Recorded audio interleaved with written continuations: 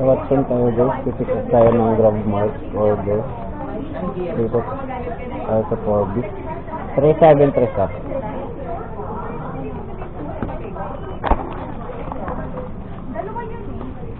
Three, seven, three. Ano sir?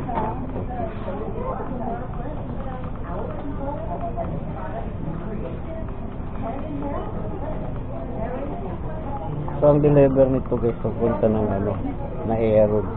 Nandito tayo sa may BGC 4B.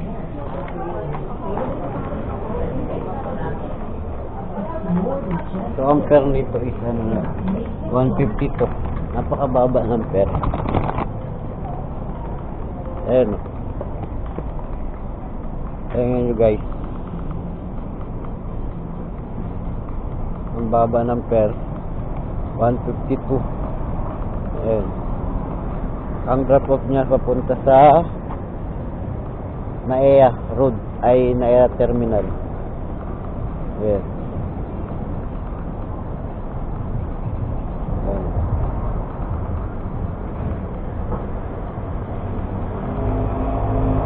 Sa may bahay Silungan, Paliparan.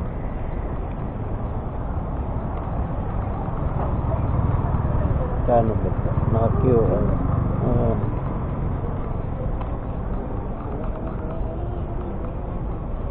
So 10 kilometer yung layo guys. 152 lang. Dito nga pala yan sa may BGC 4B. Ayan, nakikita nyo yung place na yan. Ayan. House ko lang yung order. Daming Watson sa Manila. Dito pa talaga sa BGC. McKinley nag-order yung customer natin. So gusto nang malayo yung store ng yung customer natin guys. Tapos yung fare napakababa. So dahil hindi naman traffic ngayon,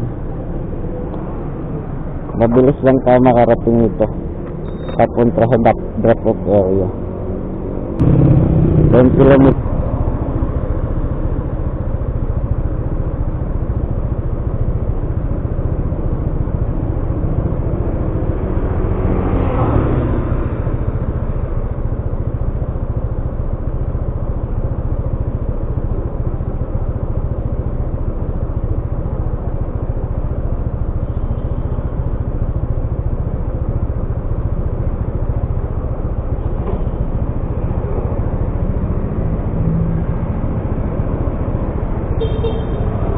So punta tayo sa may drop off guys, kung saan naka-location yung ating customer.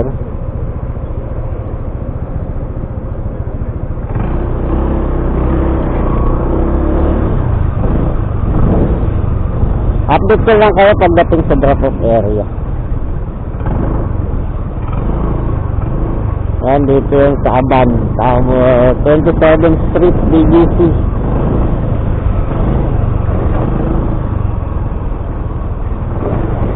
Alas, bali yung pasok natin guys. Gagi, doon pala sa kabila dapat. Service Street.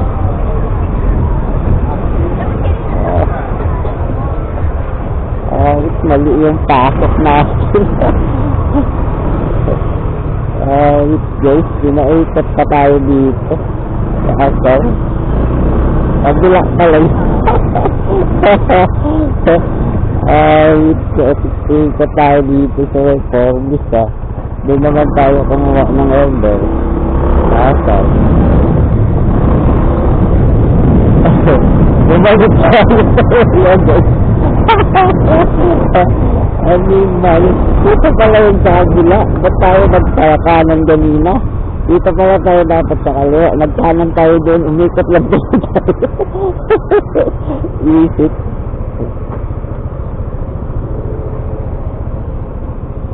Tanga. Pero naman. Kasi ang daan natin sa may Road Street. Tapos tabos tayo sa McKinley Road. Pagdating ng McKinley Road, EDSA. Tapos EDSA, Aurora na. Aurora, tapos Andrew Avenue. Tapos ng Avenue, Domestic Road. Tapos pagdating sa Domestic Road, kakaliwa na naman tayo sa may Naiya Road. So doon na yun. Dito na tayo sa drop-off, guys. Ang bilis. 15 minutes. Grabe. At bilis natin nakarating. Sarap talaga pag walang traffic sa kalsada.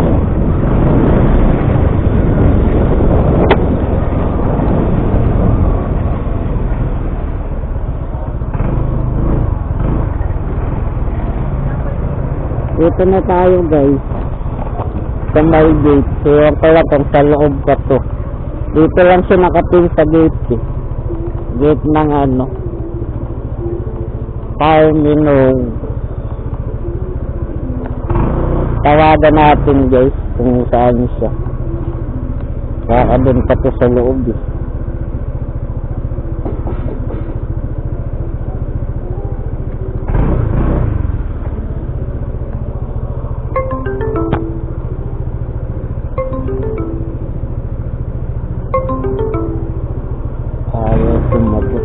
May pangalan? Juan Beatrice. Ay, Gcash na lang ayan. Payment. Magkano po yun? Wait lang, sir. So, ayun na pala. Ayun na ang signal. 451. Sa Gcash nyo na lang po? Yan. Thank you, sir. Thank you. Thank you. Thank you, sir.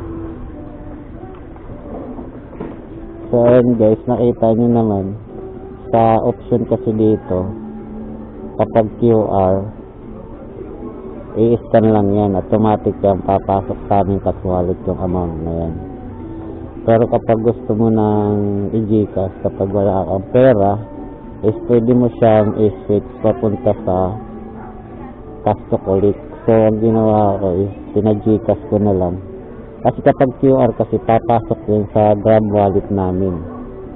So, dahil nga nag-Gcash na lang ako is hindi yun papasok na dun sa Grab namin. Kundi sa Gcash na papasok yun sa akin.